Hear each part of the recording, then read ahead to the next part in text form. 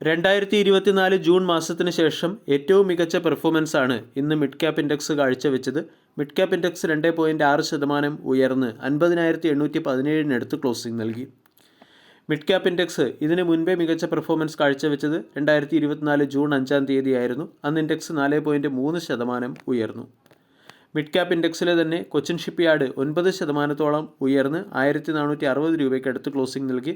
Cochin shipyard ഉൾപ്പെട്ട Nifty India defence ഇൻഡെക്സിൽ 5%-ഓളം ബൈയിങ് മൊമെൻറ്റം വരികയും ചെയ്തു. JSW infra, policy Bazaar, max health care തുടങ്ങിയ സ്റ്റോക്കുകളിൽ 7%-ഓളം ബൈയിങ് മൊമെൻറ്റം വന്നു. Vodafone Idea, Bharat defence limited അല്ലെങ്കിൽ BDL, RVNL, BSE തുടങ്ങിയ സ്റ്റോക്കുകൾ 5%-ഓളം ഉയരുകയും ഹഡ്കോ, bank of India, Polycab, Suzlon energy, HDFC AMC, Tata technology, Paytm, IREDA, SAIL, yes bank, Bharat forge തുടങ്ങിയ സ്റ്റോക്കുകൾ 3%-ഓളം ഉയരുകയും ചെയ്തു. ഇന്നത്തെ ട്രേഡിംഗ് സെഷനിൽ സ്മാൾ ക്യാപ് ഇൻഡെക്സും മികച്ച പെർഫോമൻസ് കാഴ്ചവെച്ചു. സ്മാൾ ക്യാപ് ഇൻഡെക്സ് 2%-ഓളം ഉയർന്ന് 15,748 ക്ലോസിംഗ് നൽകി. ഈ സ്മാൾ ക്യാപ് ഇൻഡെക്സിൽ റൈറ്റ്സ് എന്ന സ്റ്റോക്ക് 9%-ഓളം ഉയരുകയും 231 ക്ലോസിംഗ് നൽകുകയും ചെയ്തു. മിഡ് ക്യാപ് ഇൻഡെക്സിൽ ഒരു ബുള്ളിഷ് റിവേഴ്സൽ പാറ്റേണായ ഇൻവേഴ്സ് ഹെഡ് ആൻഡ് ഷോൾഡർ രീതിയിലുള്ള പാറ്റേൺ ഫോർമേഷൻ വന്നിട്ടുണ്ട്. ഇൻഡെക്സ് ബ്രേക്കൗട്ട് വരാനുള്ള സാധ്യതയും ഇവിടെ കാണുന്നു. മിഡ് ക്യാപ് ഇൻഡെക്സിൽ ഉൾപ്പെട്ടതും ഇന്നത്തെ ട്രേഡിംഗ് സെഷനിൽ മികച്ച പെർഫോമൻസ് കാഴ്ചവെച്ചതുമായ ഒരു സ്റ്റോക്കാണ് സെയിൽ അല്ലെങ്കിൽ steel authority of India limited. Sale 3.8% വർദ്ധിച്ച് 113 രൂപയ്ക്കടുത്ത് ക്ലോസിംഗ് നൽകി. 46,000 കോടി രൂപയുടെ മാർക്കറ്റ് ക്യാപ്പുള്ള കമ്പനിയുടെ വാല്യൂഷൻ 20.87, ഡിവിഡൻഡ് yield 1.17%.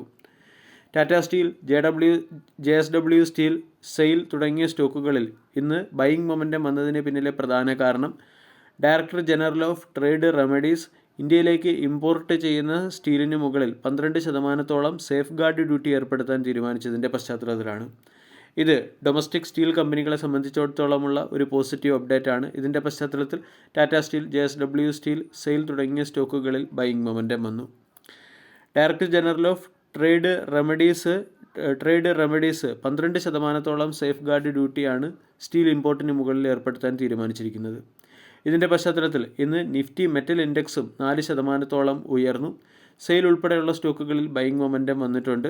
കൂടാതെ പല അനലിസ്റ്റുകളും ഈ സ്റ്റോക്കുകൾക്ക് ഹയർ സൈഡിലുള്ള ടാർഗറ്റ് നൽകുകയും ചെയ്തു. JSW സ്റ്റീൽ ഇന്ന് 1%-ഓളം ഉയർന്ന് 1030 രൂപയ്ക്കടുത്തും ജിൻഡാൽ സ്റ്റീൽ 2%-ഓളം ഉയർന്ന് 664 രൂപയ്ക്കടുത്തും ക്ലോസിംഗ് നൽകി.